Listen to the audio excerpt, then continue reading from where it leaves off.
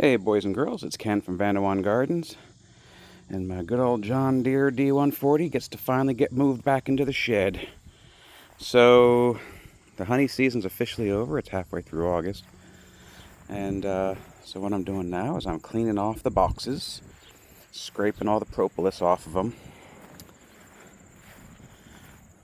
and the bees are helping me a little bit. And then as the frames get emptied, I stack them up like this, and then I wrap them in plastic bags, and then I store them in the freezer for about 72 hours to kill off whatever craziness is inside of there. Beer case, oh no, somebody got trapped in there. Oh well.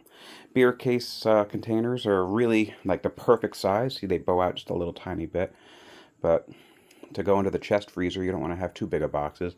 I was using like different paper boxes and stuff, but like those are big enough for like full frames, but for the supers, yeah.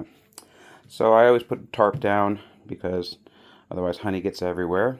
I collect all my wax, so I'm going to render that.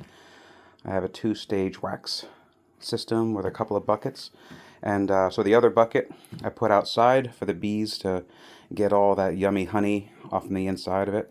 Like I use a scraper, but there's always honey left. So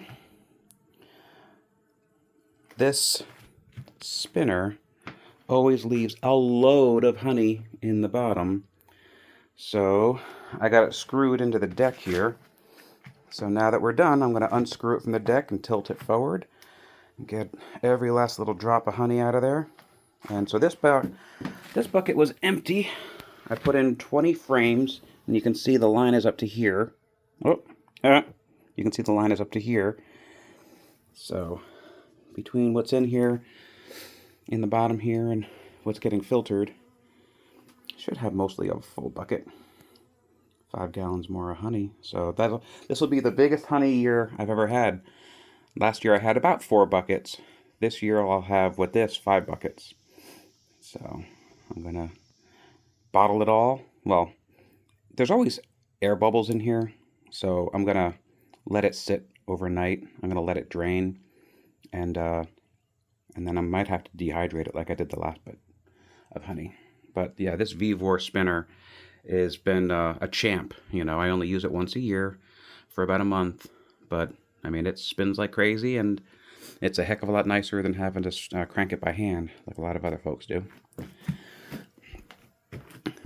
So, as many people have noticed, have said in the past, do not leave your doors open, otherwise you will have thousands of interested bees going into your honey shed.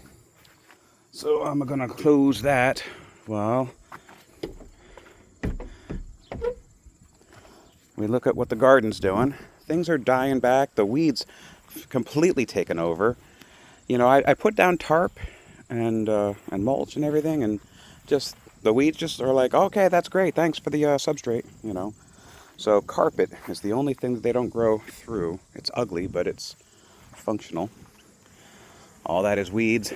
I got cucumbers that I neglected, and so they're up there turning yellow. That's what the Jerusalem artichoke looks like right now. The bees are all down to 2 brood boxes and a honey super. I'm going to remove that queen excluder so that way they can ride that all the way through the winter. The pumpkin patch is kind of like invading the mulch pile.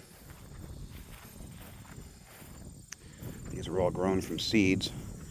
So these are great pumpkins over here. But I don't know if my dying vines are a result of the groundhog that I've caught in here a couple of times chewing on stuff, or if it's some sort of a insect.